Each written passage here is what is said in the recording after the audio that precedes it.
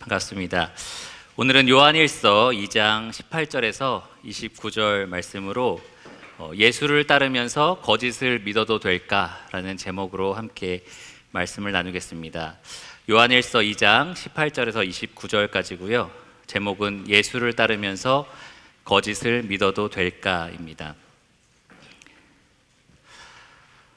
제가 목회를 시작하고 나서 얼마 되지 않고 전국 목사 수양회라는 곳을 방문한 적이 있습니다. 그래서 거기에 이제 각 방마다 조금씩 그 목사님들을 따로따로 떼어서 한 분반이 되게 하고 숙소를 같이 이제 사용하게 했는데 거기서 같이 교제하는 중에 한 목사님이 제 얼굴을 유심히 이렇게 지켜보시다가 혈액형이 뭐냐고 물어보시더라고요. 그래서 A형입니다 이렇게 얘기를 하니까 목사님 얼굴을 가만히 보니까 이 곡간을 다 거덜낼 상입니다 라고 얘기를 해주더라고요.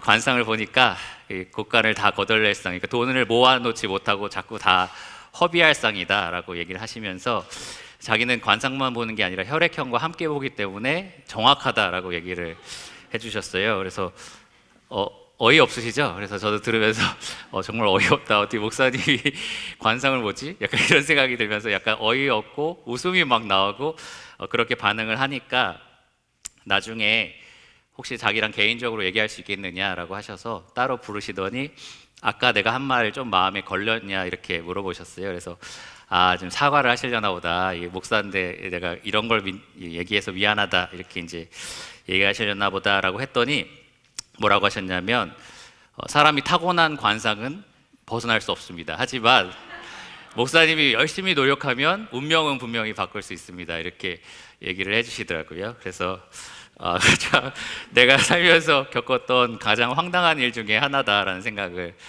했습니다. 어떠세요, 여러분? 목사님인데 관상도 보고 혈액형도 점을 치고 이렇게 하는 거 괜찮으세요? 이상하죠? 이 꼭 목사가 아니더라도 성도라도 이거는 절대로 이 그리스도인에게 합당하지 않다라는 생각이 드실 겁니다. 그런데 왜 그럴까요? 왜 그런 생각이 들까요? 왜 그리스도인은 관상 보면 안 되고 왜 그리스도인들은 혈액형으로 사주팔자를 보면 안 됩니까? 우리가 믿는 하나님과 또 이 관상이나 이런 것들이 서로 같이 믿을 수는 없기 때문입니다. 좀 쉽게 말하면 진리와 거짓을 우리가 함께 움켜쥘 수는 없기 때문입니다. 하나님을 믿는 사람들은 뭘 믿는 겁니까? 하나님이 모든 것을 자기 뜻대로 주관하셔서 우리의 모든 인생, 하루하루에 일어난 모든 일들도 그분의 허락 없이는 일어날 수 없다. 이것을 우리가 진리로 믿고 있는 사람들인데요. 그 하나님을 완전히 배제하고 혈액형으로만 혹은 얼굴 생김새로만 그렇게 누군가의 인생을 이렇게 점치려고 하는 것, 그것이 같이 믿을 수는 없는 것이기 때문입니다.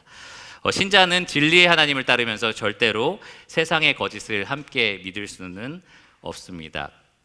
혹시 예화로 말씀드린 거지만 여러분들 저 사람 혹시 곡간을 거덜낼 사람이야 이렇게 생각하지 마시고요. 그럴 사람 아닙니다. 가끔 아내랑 농담할 때 그럴 때 있어요. 제가 뭐 사달라 그러면 곡간을 거덜내려고 막 이렇게 할 때가 있는데 여러분 농담이니까 그냥 지나가시고요. 어쨌든 우리는 진리와 거짓을 함께 가질 수는 없다라는 겁니다. 이 사도 요한은 예수님을 믿는다고 말하는 사람들, 그래서 예수님으로 말미암아 아버지 하나님과 영원한 사귐을 누리고 있는 사람들, 쉽게 말하면 그냥 영생을 누리고 있는 사람들이 반드시 통과해야 되는 여러 가지 시험에 대해서 말을 했습니다. 첫 번째로는 죄를 자백해야 된다라고 했어요. 하나님 빛이신데 그 빛이신 하나님과 사귐이 있으면서 우리 가운데 어둠을 둘 수는 없다라는 겁니다. 죄가 생기면 그때그때마다 늘 자백하여서 죄의 용서함과 깨끗하게 하심을 받아야 된다라고 말을 했었습니다. 그것이 첫 번째 시험이었고요. 두 번째 시험은 계명에 순종하는 겁니다. 빛 가운데 우리가 거하면서 당연히 빛이신 하나님이 기뻐하시는 대로 그가 행하신 것처럼 우리도 행해야 된다라는 것이 두 번째 시험이었습니다. 세 번째 시험은 성도에 대한 사랑이었어요. 예수님이 우리에게 명령하신 새 계명, 내가 너희를 사랑한 것처럼 서로 사랑하라. 그러니까 그분과 사귐 있는 사람은 당연히 이 형제 자매를 사랑해야 된다, 미워할 수 없다라고 말씀을 드렸고요. 마지막 시험이 지난주에 우리가 살펴본 세상을 미워하는 것이었습니다. 이 하나님을 대적하는 세상의 체계들을 우리가 하나님과 동시에 사랑할 수는 없다라고 말씀을 드렸습니다. 오늘 본문에서는 제가 초반에 예화로 드린 것과 마찬가지로 한 가지의 시험을 추가하는데요. 뭐냐면 이 교리적인 시험입니다. 참 그리스도인은, 예수님과 바른 관계를 맺고 있는 사람들은 절대로 그 안에 거짓을 같이 믿을 수는 없다라는 겁니다. 이 건강한 교리 혹은 참 진리를 반드시 믿고 따라야 한다라는 겁니다. 요한의 편지를 받는 이 독자들은 이미 이 교리적인 시험에서 실패한 사람들을 많이 직접 눈으로 목격했던 사람들입니다. 교회 안에 이렇게 한 식구로 같이 있었다가 이 거짓에 속아서 여러 성도들을 또 미혹하다가 이 교회 밖으로 결국 뛰쳐나간 사람들이 많이 있었습니다. 어느 정도 그들은 예수님에 대해서 신앙을 고백했었을 거고요. 성도들과 삶을 어느 정도 공유를 했을 겁니다. 그러나 결국에는 그들 마음속에 있던 거짓이 그들을 진리 밖으로, 이 진리 공동체 밖으로 끌어내고 말았던 겁니다. 이러한 사람들을 이 요한의 독자들이 많이 보고 있었고요. 그래서 요한은 이 편지를 통해서 그들처럼 너넨 되면 안 된다, 이 그들의 전철을 밟지 마라, 이렇게 경고를 했습니다. 처음부터 주님께 받았던 교훈, 그 교훈을 끝까지 간직해야 된다. 너희가 그것을 꼭 간직하고 있고 그것을 굳게 붙들어야 된다라고 이 본문을 통해서 오늘 권면을 합니다. 이 요한의 권면이 오늘날 우리에게도 반드시 필요한데요.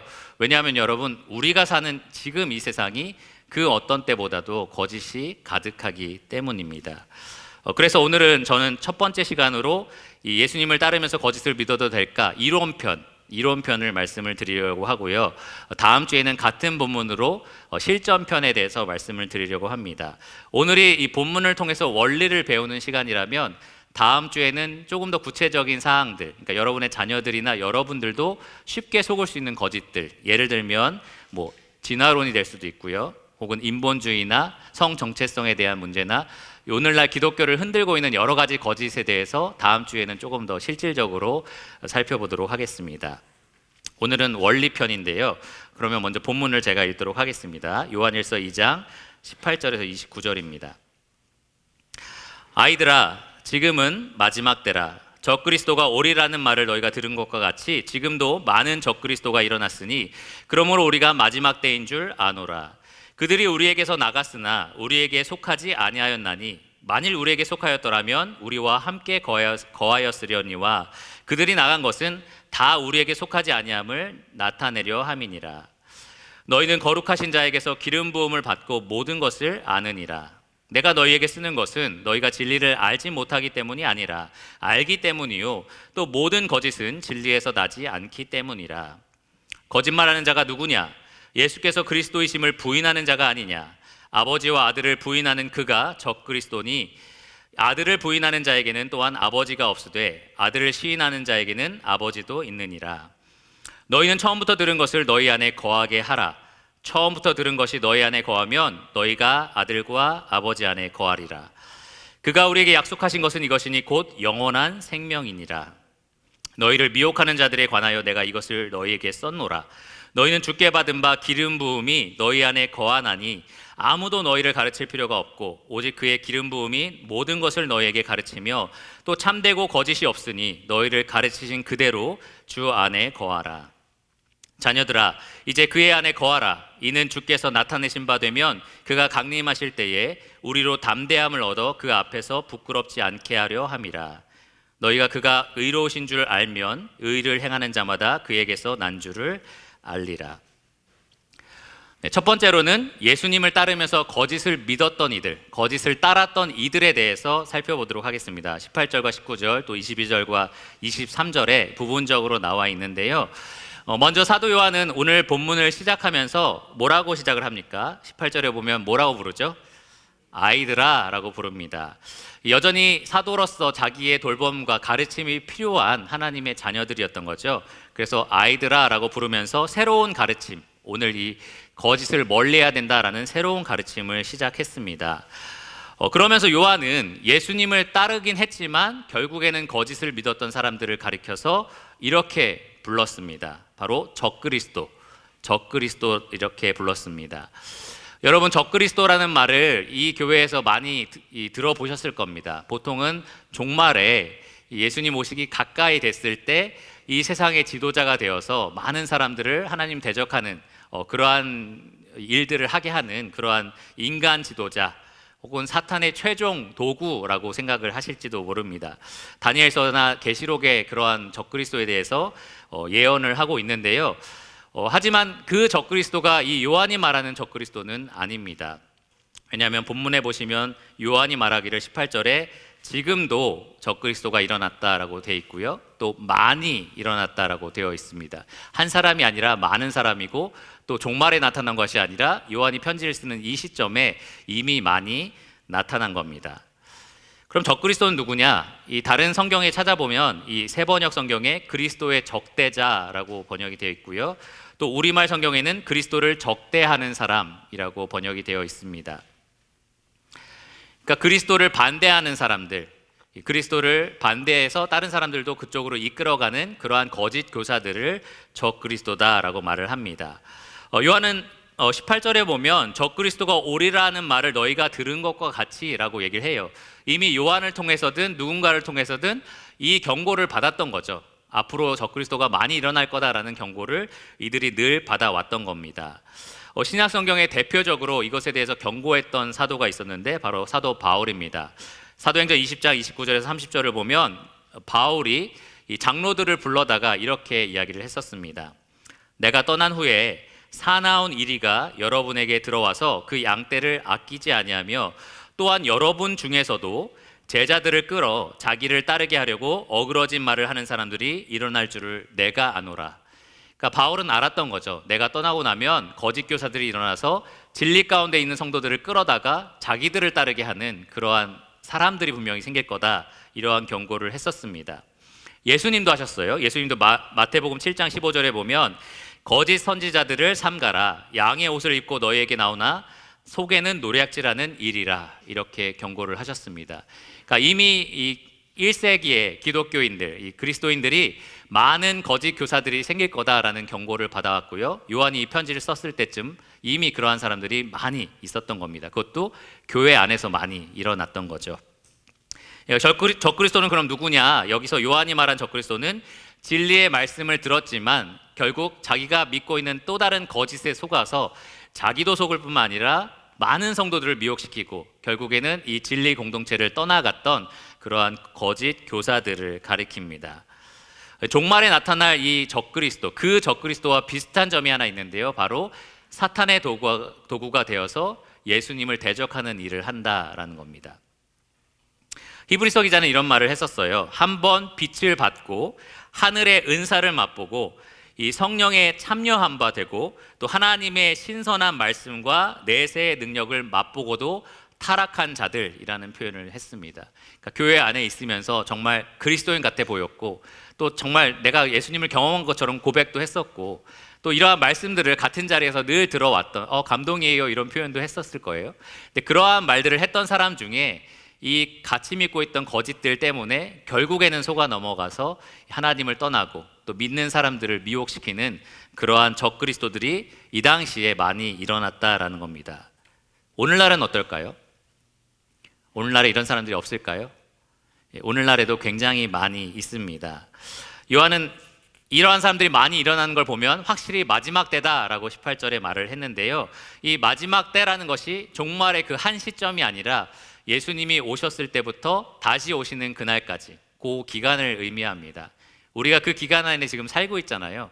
그러니까 여전히 우리는 계속해서 이 적그리스도 같은 사람들을 많이 발견하게 될 겁니다. 이 사람들은 예수님을 처음에는 다른 것처럼 보였어요. 그러나 결국엔 진리의 공동체와 함께 있을 수가 없어서 그곳을 떠나게 됩니다. 자기가 스스로 떠날 수도 있고요, 교회를 통해서 축출됐을 수도 있습니다. 그러한 사람들에 대해서 요한이 뭐라고 말했냐면 원래부터 그들은 교회에 속한 사람들이 아니었다라고 얘기를 합니다. 19절을 보세요. 그들이 우리에게서 나갔으나 우리에게 속하지 아니하였나니 만일 우리에게 속하였더라면 우리와 함께 거하였으려니와 그들이 나간 것은 다 우리에게 속하지 아니함을 나타내려 함이니라. 그러니까 결국 우리와 함께 있었던 건 맞지만 우리에게 속해 있던 사람들은 아니었다라고 분명하게 말을 합니다. 거짓을 믿는 사람들은 누구든지 하나님의 교회에 속할 수는 없습니다. 현재 교회 안에 출석할 수는 있어요. 이 자리에 함께 있을 수는 있습니다. 하지만 그들이 진정 그리스도의 자녀냐, 그리스도와 영원한 사귐이 있는 사람들이냐, 그렇지는 않다라는 겁니다. F.F. 브루스라는 사람은 이런 말을 했습니다. 지역교회에 등록한다고 해서 생명책에 기록된 것은 아니다. 무슨 말인지 알겠죠? 예수님도 똑같은 의미에서 이렇게 말씀하셨어요. 알곡과 가라지. 이 교회 안에 생명의 씨앗을 다 뿌려놨는데 악한 자들, 이 교회의 원수, 하나님의 원수들이 가라지를 또 뿌렸다라고 얘기를 합니다. 이 자리에 우리가 다 같이 있지만 모두가 하나님에게 속한 사람들은 아니다라는 겁니다. 그러면 나 이사 가야 돼요 해서 교회를 떠난 사람은 가라지였을까요? 그런 사람은 아니겠죠. 그런 말은 아니겠죠. 그 사람이 거짓을 믿고 있고 그래서 이 진리를 견디지 못하고 떠나갔다면 우리가 그것을 통해서 저 사람은 원래부터 우리에 속하지 않은 사람이었구나, 알곡이 아니었구나라는 것을 알 수 있는 겁니다. 그러면 이 가라지들, 이 교회 안에 있는 가라지들, 실제로 교회 안에 속하지 않은 사람들이 믿었던 거짓말이 무엇이었을까요? 22절에 이렇게 말을 합니다. 거짓말하는 자가 누구냐? 예수께서 그리스도이심을 부인하는 자가 아니냐? 아버지와 아들을 부인하는 그가 적그리스도니. 이 당시에 요한이 편지했던 그 교회들에서 뛰쳐나갔던 거짓을 믿었던 사람들이 무엇을 믿었느냐? 바로 예수님이 그리스도가 아니다라는 것을 믿었습니다. 다른 말로 하면 예수님이 그리스도다라는 그 사실을 어떤 형태로든 부인을 했었던 겁니다. 몇 가지 그 당시의 상황을 좀 생각해 보면 이런 사람들이 좀 있었을 겁니다. 첫째로는 유대교에서 그리스도는 믿지 않고 하나님만 믿었던 사람이 이 그리스도에 대해서 듣고 그런가 해서 기독교로 전환한 사람들이 있었을 거예요. 그러다가 어떤 계기로 이건 좀 못 믿겠어, 다시 유대교로 돌아가서 나는 여호와 하나님만 믿을 거야, 그러니까 그리스도를 거절하고 그냥 하나님만 믿을 거야, 이렇게 생각했던 유대교에 속한 사람들이 분명히 있었을 겁니다. 그리고 또 어떤 경우가 있냐면 영지주의자들이 있었어요. 영지주의자들은 예수님의 인성을 부인하거나 예수님의 신성을 부인하거나 둘 중에 하나로 나타났습니다. 예수님이 하나님이시자 인간이신데 그 둘 중에 하나가 아니다라고 부인을 하는 거죠. 예를 들면 예수님은 지금 여러분 눈에 제가 보이시잖아요. 저처럼 이렇게 보이도록 나타나긴 했지만 실제로는 이 인간의 껍데기만 입고 있었던 하나님이었다. 그러니까 가연설이라고 부르는데 실제로는 사람의 몸을 직접 입으신 적은 없다라고 주장하는 그러한 교리가 있었고요. 그것은 예수님의 인성을 부인하는 거죠. 또 어떤 경우는 캐린투스라는 사람이 그 당시에 있었는데 이 이단의 아버지라고 불립니다. 이 사람은 뭘 주장했냐면 인간 예수라는 사람이 살았어요. 그냥 인간 예수라는 사람이 쭉 살다가 세례 요한한테 침례를 받을 때 신성이 그분에게 들어옵니다. 그러니까 그리스도가 신성인데 그분에게 들어왔다가 십자가에서 죽으시기 직전에 그 신성이 다시 떠나갔다라고 얘기를 하는 그러한 사람도 있었습니다. 이 사람은 이 그리스도의 신성만 인정하고 그분이 입었던 이 육체는 거절을 했던 거죠. 그래서 이런 식으로 그 당시 영지주의 학자들이 예수 그리스도가 어떤 분이신지에 대해서 한 가지만 취하거나 좀 왜곡돼서 받아들이는 그러한 사람들이 굉장히 많이 일어났었습니다. 또 어떤 경우에는 영지주의자들 중에서 복음이 어떤 특별한 깨달음, 나 이거 깨달았어 라는 그 깨달음 때문에 우리가 구원을 받는다라고 주장하는 사람도 있었습니다. 새롭고 특별한 가르침, 뭔가 대단한 가르침이 있어서 그걸 가지고 있는 사람만 구원받은 사람이야 라고 주장도 했었습니다. 뭐가 됐든지 간에 공통점은 뭐냐? 예수님이 이 사도들을 통해서 자신을 나타내신 방식과는 다른 방식으로 예수님에 대해서 이해하고 그것을 따르려고 했던 사람들입니다. 이 당시에 이런 이단들이 교회 안에 많이 일어났고요. 교회에서 그들이 스스로 나가거나 많은 사람들을 미혹을 했던 겁니다.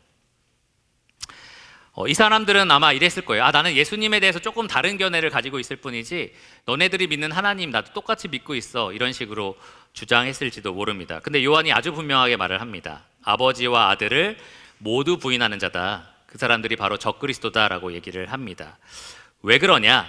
23절에 보면 아들을 부인하는 자에게는 또한 아버지가 없으되 아들을 시인하는 자에게는 아버지도 있느니라. 함께 간다는 거죠. 예수님을 믿는 사람은, 예수님을 있는 그대로 믿는 사람은 아버지도 함께 믿는 거고, 예수님을 부인하는 사람은 어떤 형태로든 아버지도 부인하는 것과 같다라고 얘기를 하는 겁니다. 예수님이 이 원리를 아주 분명하게 말씀하셨는데, 나는 곧 길이요 진리요 생명이니 나로 말미암지 않고는 아버지께로 올 자가 없다라고 말씀을 하셨습니다. 교회에 여러 가지 앞에 들어오는 문에도 번호키가 있잖아요. 근데 여러분, 번호가 6자리인데 한 자리만 다르게 눌러도 열릴까요, 안 열릴까요? 안 열립니다. 그렇죠. 뭐 망치로 부시고 이러면 열리긴 하겠지만 어쨌든 열 수 있는 방법은 6자리 숫자가 정확하게 일치하는 것밖에는 없어요. 마찬가지로 우리가 하나님과 화목한 관계를 이루려면, 하나님과 영원한 사귐을 누리려면 정확한 예수 그리스도를 우리가 믿어야만 합니다. 그러니까 내가 생각하는 예수님은 이래, 혹은 누군가가 가르쳐주는 예수님은 이렇더라 라는 걸로 우리가 섞어서는 안 되고요. 예수님이 직접 가르쳐주신 자기 자신, 혹은 사도들을 통해서 우리에게 말씀하신 예수님, 혹은 구약 성경을 통해서 예언하신 그 예수님을 우리가 있는 그대로 믿는 것밖에는 없습니다. 그렇게 해야만 우리가 아버지 하나님을 믿을 수가 있고 그분과 사귐을 가질 수 있습니다.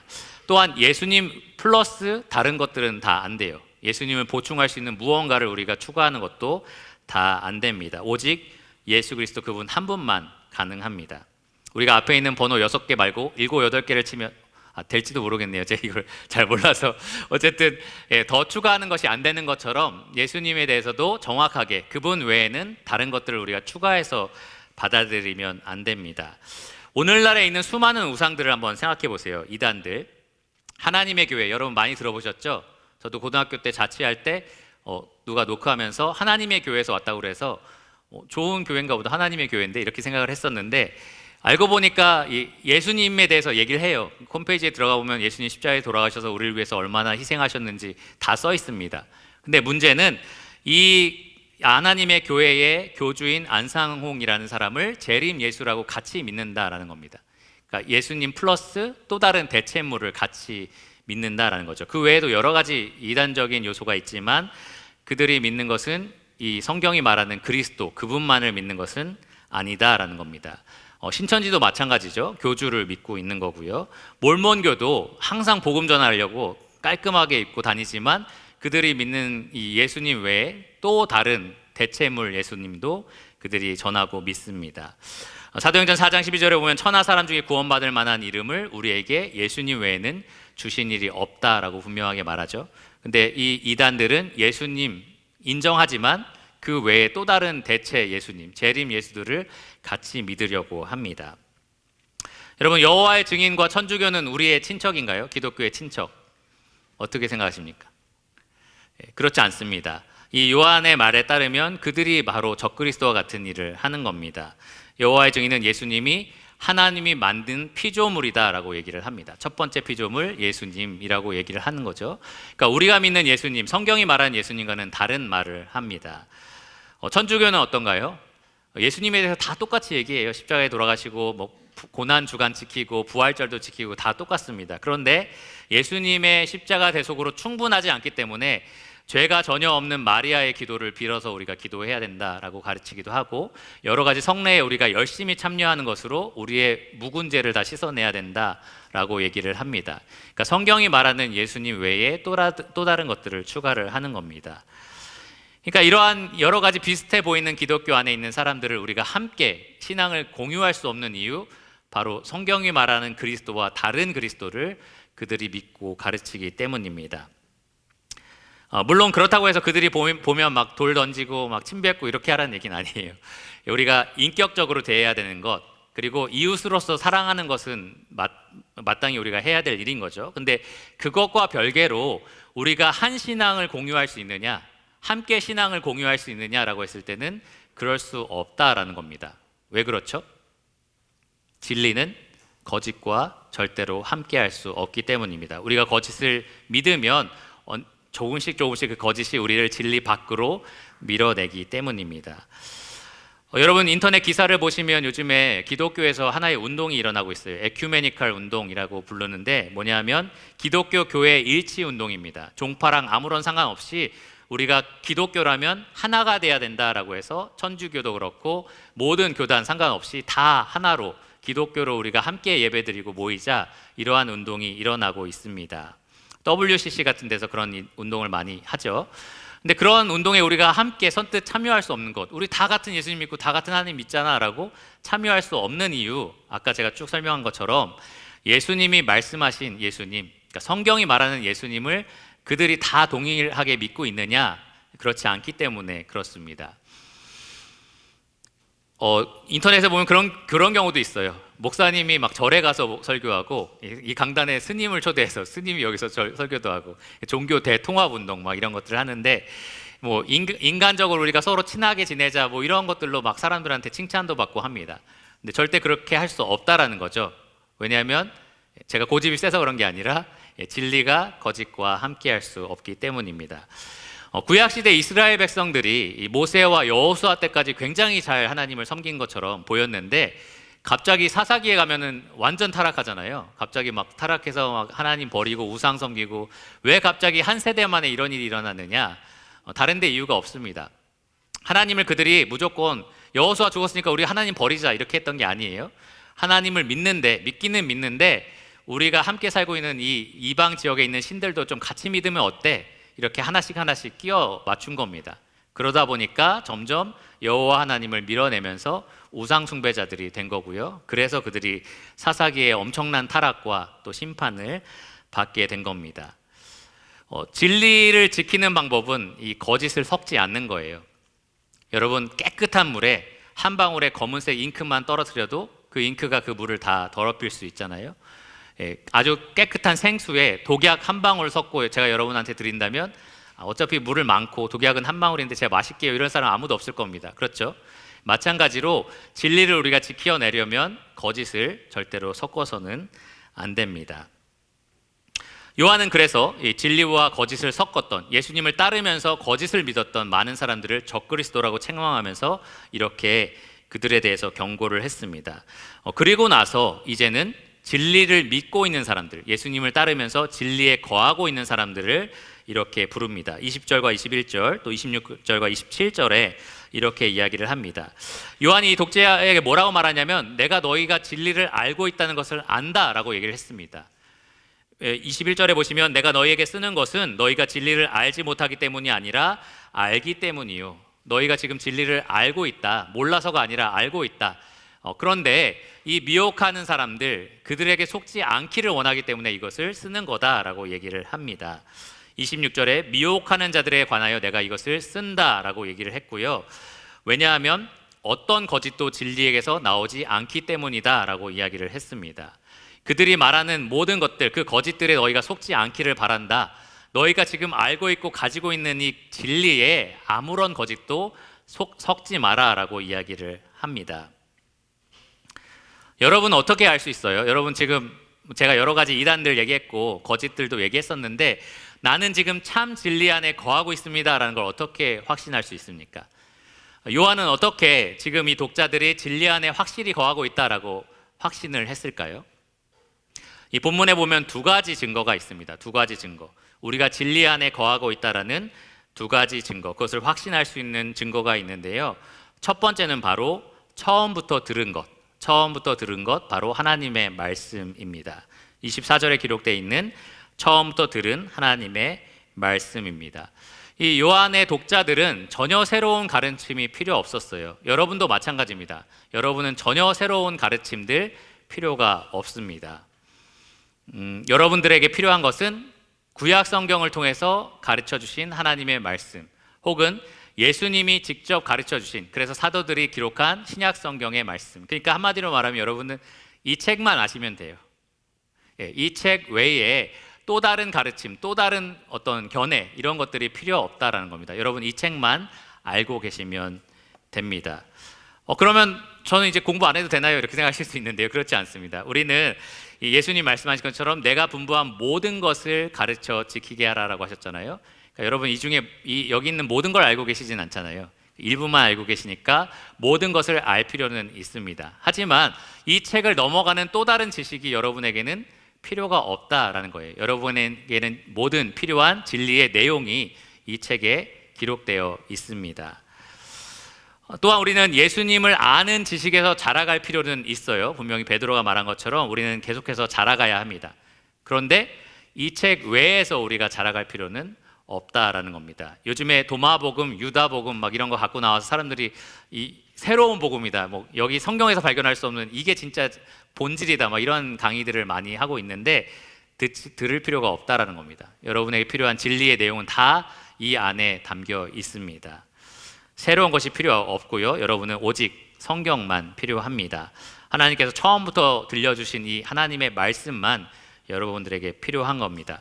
어떤 새로운 가르침을 받을 때 오히려 여러분은 성경을 통해서 과연 그러한가 깊이 상고해 보실 필요가 있습니다. 그것이 첫 번째 증거예요. 여러분에게 진리의 내용이 있는가, 처음부터 들은 하나님의 말씀이 있는가라는 거고요. 두 번째 증거는 무엇이냐? 21절과 27절에서 강조하고 있는 내용인데요, 바로 기름 부음입니다. 기름 부음. 구약 시대의 기름 부음은 뭐 성전이나 성막, 뭐 제사장들까지 거룩하게 하기 위해서 뿌리는 그러한 예식이었는데요. 신약으로 와서 기름 부음은 무엇이냐면 성령께서 우리 안에서 행하고 계신 거룩한 사역들을 의미합니다.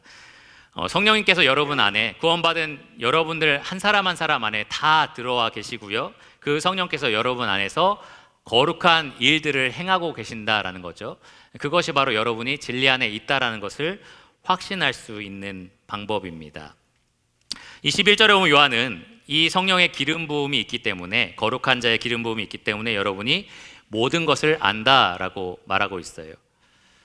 그러면 여러분 성령 있으니까 성경 시험 여기서 보면 다 100점 맞아야 되나? 약간 이런 생각 하실 수 있는데 그런 의미는 아닙니다. 여기서 모든 것을 안다라는 것은 모든 내용을 안다라는 것이 아니라 이 모든이 성도 앞에 붙습니다. 그래서 너희 모두는 다 진리를 알 수 있다, 안다라는 의미입니다. 그러니까 모든 내용을 안다라는 것이 아니라 여러분 모두가 한 사람도 빠짐없이 성령님이 계시다면 성령님께서 그 안에서 내적인 역사로 진리가 무엇인지를 밝히 알려주고 계신다라는 의미입니다. 27절에 요한이 그것을 자세하게 더 설명을 합니다. 너희는 주께 받은 바 기름 부음이 너희 안에 거하나니 아무도 너희를 가르칠 필요가 없고 오직 그의 기름 부음이 모든 것을 너희에게 가르치며 또 참되고 거짓이 없으니. 여기 아무도 너희를 가르칠 필요가 없고 라는 말은 문맥 안에서 봐야 돼요. 왜냐하면 사도 요한도 지금 서신서를 통해서 가르치고 있는 중이기 때문입니다. 그럼 요한이 무슨 말을 하고 싶은 것이냐? 바로 새로운 가르침, 새로운 교사가 와서 너희를 깨우칠 필요가 없고 성령께서 너희 안에 계심으로 이미 들었던 그 말씀들을 무엇이 진리인지 밝히 설명해주고 계신다라는 겁니다. 신자는 그 안에 하나님이 보내주신 교사가 들어 있습니다. 그래서 여러분 말씀을 대할 때마다 이것이 진리다 아니다라는 것을 분명하게 가르쳐주고 계십니다. 이게 요한이 그냥 혼자 말하는 내용이 아니라요, 예수님이 성령을 약속하실 때 이미 이렇게 말씀을 하셨는데, 요한복음 14장 26절에 보면 보혜사 곧 아버지께서 내 이름으로 보내실 성령, 그가 너희에게 모든 것을 가르치고 내가 너희에게 말한 모든 것을 생각나게 하리라. 임의로 성령이 막 아무거나 가르치시는 것이 아니라 예수님이 사도들에게 가르치셨던 그 내용을 생각나게 하시고 깨우치게 해주신다라고 말씀을 하셨습니다. 요한복음 16장 13절에도 이 성령에 대해서 말씀하시기를 그러나 진리의 성령이 오시면 그가 너희를 모든 진리 가운데로 인도하시리니 그가 스스로 말하지 않고 오직 들은 것을 말하며 장래의 일을 너희에게 알리시리라. 이 여러분들이 구원받으신 분이라면 그 안에 계신 성령께서 여러분 말씀을 볼 때마다 그것의 의미를 여러분에게 조명해 주신다는 거죠. 하나님이 말씀하신 이 계시를 무슨 뜻인지 여러분에게 밝히 깨우쳐 주신다라는 겁니다. 그러면 이 편지를 받았던 독자, 이 사도들에게 진짜 어떤 일들이 일어났느냐? 먼저는 예수님이 가르쳐 주신 내용을 그들이 오순절에 성령을 받았을 때 기억나게 성령님께서 역사를 하셨을 겁니다. 그리고 나서 그 들은 것의 의미를 깨닫게 하셨겠죠. 아, 예수님이 그때 이런 말 하셨는데 여러분 복음서 보시면 사도들이 깨닫지 못하더라. 예수님도 아직도 깨달음이 없느냐, 계속 그게 반복되잖아요. 근데 오순절에 성령이 임하시고 나서 그때서야 그들이 들은 말씀을 기억하고 또 그것이 무슨 의미인지를 깨닫게 됩니다. 그리고 나서 그것을 기록한 말씀들이 오늘날 우리에게 주어진 복음서와 또 신약 성경입니다. 그러면 오늘날 구원받은 여러분들, 성령께서 그 안에 기름 붓고 계시는 여러분들 안에는 어떤 일이 일어나느냐? 이 사도들과 비슷한 일이 일어납니다. 여러분 성경을 읽을 때마다 이것이 무슨 의미인지를 성령께서 조명해 주신다고 하죠. 깨닫게 해 주십니다.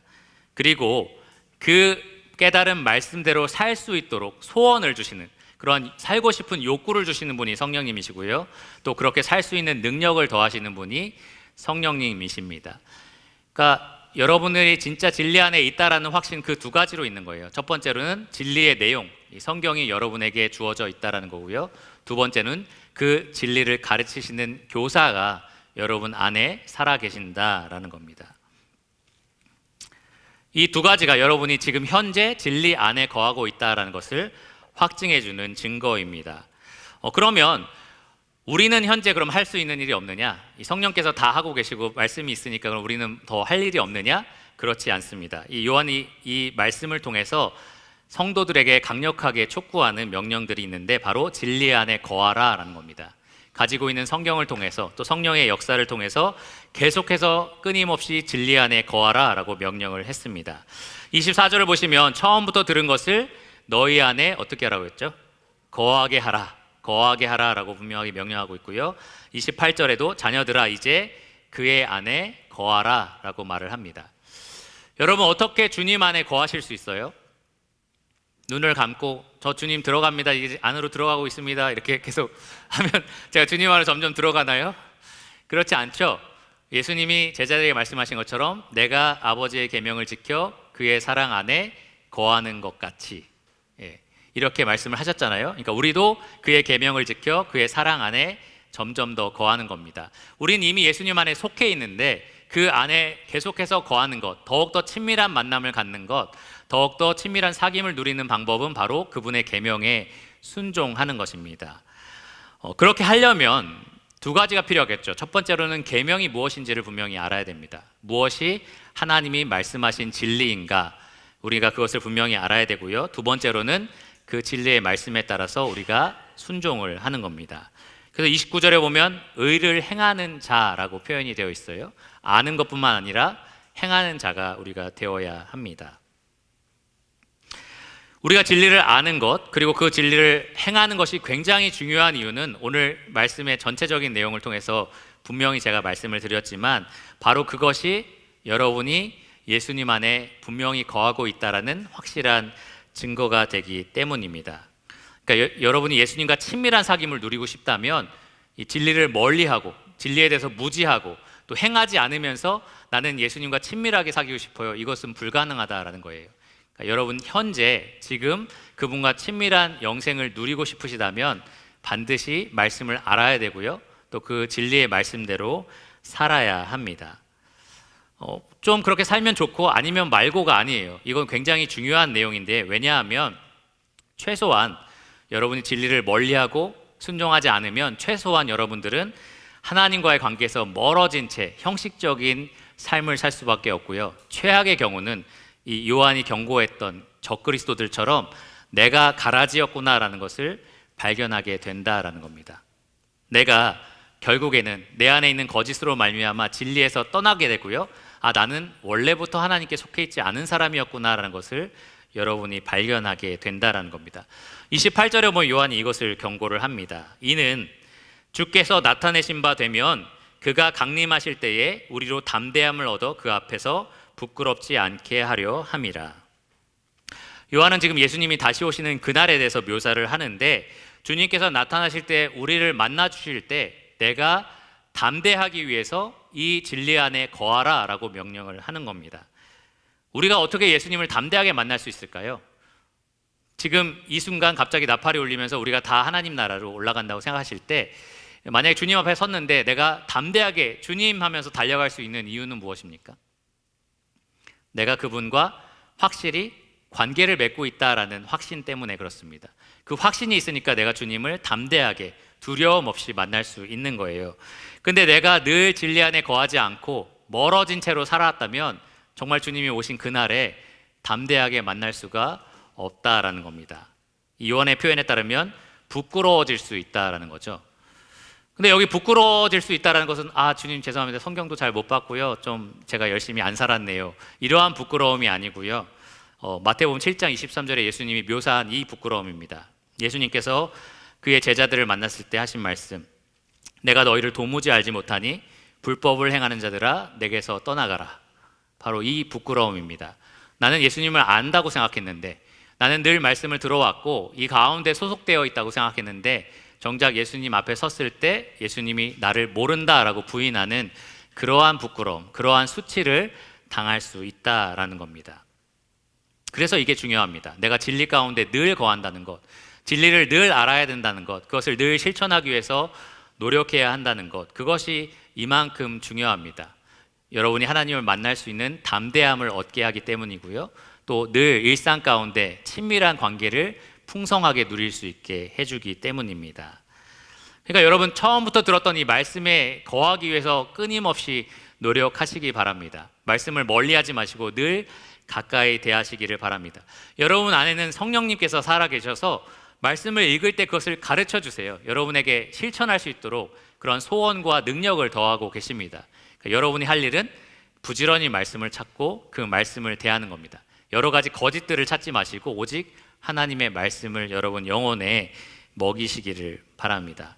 그러면 그것이 여러분이 예수님 안에 있다라는 확실한 증거가 될 거고요, 영원한 생명을 내가 약속받았다라는 확실한 증거가 될 거고, 내가 의로우신 하나님에게서 난 하나님의 자녀구나라는 확실한 증거가 될 겁니다. 그리고 언젠가 주님 앞에 갔을 때 담대하게 그분을 만날 수 있는 그러한 증거가 될 겁니다. 이레니우스라는 사람이 있어요. 이 사도 요한의 제자 폴리캅의 제자, 이레니우스라는 사람인데요, 이 사람은 사도 요한에 대한 일례를 하나 들려주었습니다. 하루는 사도 요한이 에베소 목욕탕에 목욕을 하러 갔대요. 그러니까 제자의 제자가 얘기했으니까 진짜 일어났을 법한 일이겠죠. 에베소의 목욕탕에 갔는데 우연히 케린투스를 만났다고 합니다. 케린투스는 아까 제가 말한 그 침례받을 때 그리스도가 들어왔다가 십자가에서 나갔다라고 주장했던 이단의 아버지인 거죠. 근데 그 케린투스를 목욕탕에서 만나고 이 요한이 했던 말이 무엇이냐, 빨리 목욕탕에서 막 달려 나오면서 빨리 도망치자, 목욕탕이 무너져 내리기 전에 진리의 대적자인 케린투스가 이 안에 있다라고 소리를 질렀다고 합니다. 실제로 했는지 안 했는지 모르겠지만 그랬을 것 같긴 해요. 근데 이렇게까지 해야 되나라는 생각도 좀 듭니다. 그렇죠? 사랑의 사도인데, 계속 사랑을 얘기했던 사도인데 이렇게까지 해야 되나라는 생각이 좀 들긴 합니다. 그런데 왜 그랬는지는 이해가 가요.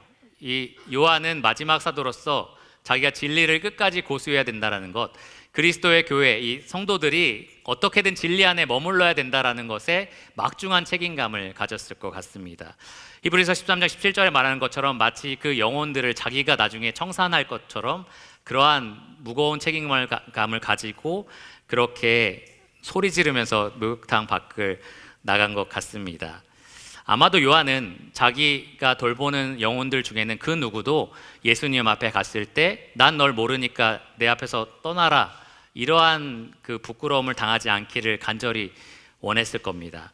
사도 바울은 로마서 9장 3절에 보면 내 형제를 위해서라면 차라리 내 자신이 저주를 받아 그리스도에게서 끊어질지라도 원한다라는 얘기를 했어요. 그러니까 자기가 사랑하는 성도들, 이 친척들이 저 한 명이라도 하나님 앞에서 거절당하지 않기를 누구보다 원했던 겁니다. 그러면 좀 이해가 가지 않으세요? 케린투스가 이 안에 있다라고 소리 지르면서 나가는 그 장면이 이해가 됩니다. 마지막으로 마무리를 하면서 제가 솔직하게 저의 심정을 좀 말씀을 드리면, 목회를 지금 좀 했잖아요. 많이는 아니지만 좀 하면서 목회는 참 많은 사람들의 사랑을 받는 자리라서 감사하기도 하지만 또 한편으로는 많은 사람의 미움을 받을 수 있는 자리다라는 생각을 했습니다. 항상 옳은 말만 해야 돼요. 성도들과 얘기하다가 뭔가 약간 거짓, 약간 잘못된, 성경이 말하지 않는 얘기를 하면 계속 속으로 갈등이 돼요. 그 사람을 생각하면 예쁘게 얘기해주고 싶고, 다 좋은 게 좋은 거죠, 이렇게 얘기하고 싶은데 진리로 인도해야 되는 사람이니까 계속 옳은 말만 해야 되는 그러한 부담감이 있습니다. 요즘에 젊은 사람들이 그런 사람을 꼰대라고 부르더라고요. 그래서 난 꼰대 일을 계속 해야 되는구나라는 생각이 좀 듭니다. 처음에 목회를 한 것은 전 좋은 사람 되고 싶어서였거든요. 좋은 형, 좋은 동생, 좋은 형제. 그래서 사람 좋은 사람 가면은 막 항상 기쁘고 항상 나를 위로해주고 막 이런 걸 기대했는데 진리로 인도해야 되는 역할을 담당하다 보니까 옳은 말을 계속 할 수밖에는 없습니다. 때로는 성도님들 생각을 통제해야 될 때가 있고요. 그것은 옳지 않습니다라고 가로막아야 될 때가 있고요. 교정해야 될 때도 있습니다. 때로는 원수의 이름을 외치고 정말 그 사람 거 듣지 마세요. 그 사람 거 보지 마세요라고 경고해야 될 때도 있습니다. 도망쳐라. 그러한 삶에서 빨리 도망쳐라라고 우리가 경고해야 될 때도 있고요. 때로는 느슨하고 미지근한 삶을 사는 성도에게 정신 차려라. 좀 정신 차리고 제대로 살아라라고 깨우쳐야 할 때도 있습니다. 불편하지만 꼰대 역할을 계속 해야 되는 거죠. 왜 그렇게 해야 되느냐?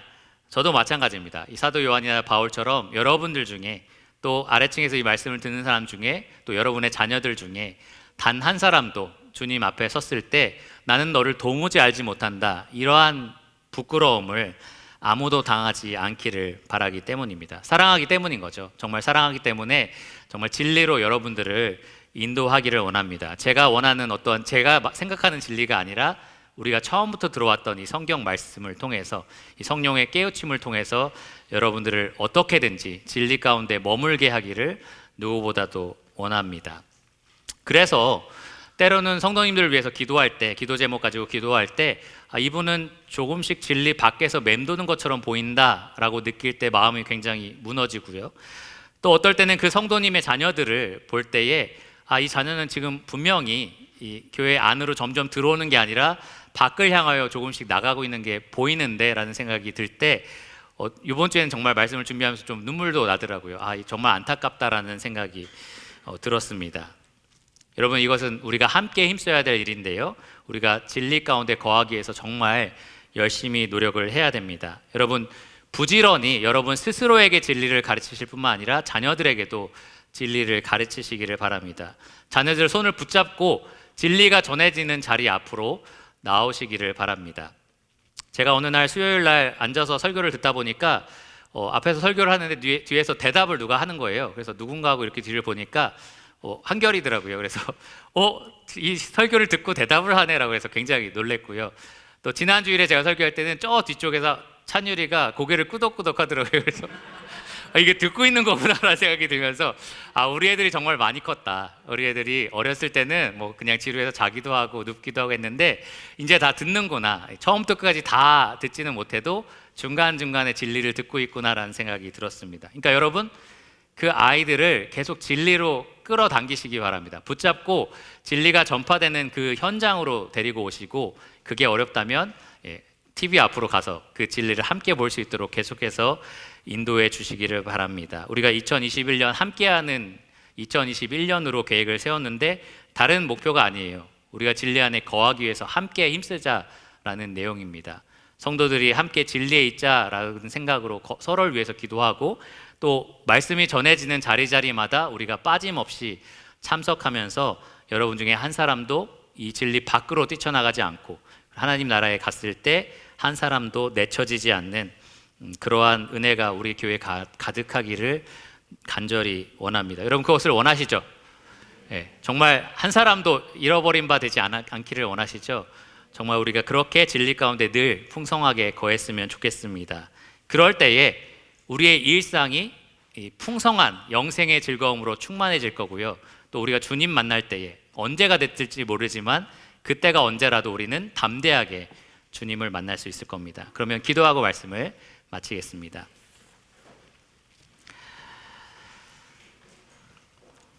하나님, 감사합니다. 우리에게 진리가 무엇인지를 밝히 보여주셨을 뿐만 아니라 우리에게 보혜사를 보내주셔서 진리에 대해서 거짓 없이 가르쳐 주시고 또 진리로 자라나게 하여 주심에 감사를 드립니다. 주님, 이 유평교회 성도님들이 이 진리와 함께 거짓을 함께 믿지 않을 수 있도록 도와주시기를 원합니다. 진리의 말씀에 비추어 거짓인 것은 무엇이든지 버릴 수 있도록 주님께서 분별력을 허락하여 주시고, 또 항상 진리를 가까이 두고 진리 안에 거하는, 그래서 순종하는 성도가 될 수 있도록 도와주시기를 원합니다. 주님, 이 자리에 있는 모든 유평교회 성도님들, 또한 그 성도의 자녀들이 한 사람도 주님 앞에 섰을 때 내버림 당하지 않을 수 있도록 주님께서 은혜를 베풀어 주시기를 원합니다. 주님, 그렇게 할 수 있는 일이라면 우리가 무엇이든지 힘쓸 수 있도록 우리가 정신을 차리고 우리 스스로 진리 가운데 깨어있고 또 자녀들을 진리로 인도하는 자들 되게 하시기를 원합니다. 그리하여서 거짓이 난무한 이 세상 가운데 우리가 하나님의 빛으로 또 하나님의 진리의 집으로 굳건히 설 수 있도록 도와주시기를 원합니다. 모든 것을 예수 그리스도의 이름으로 감사하며 기도드렸습니다. 아멘.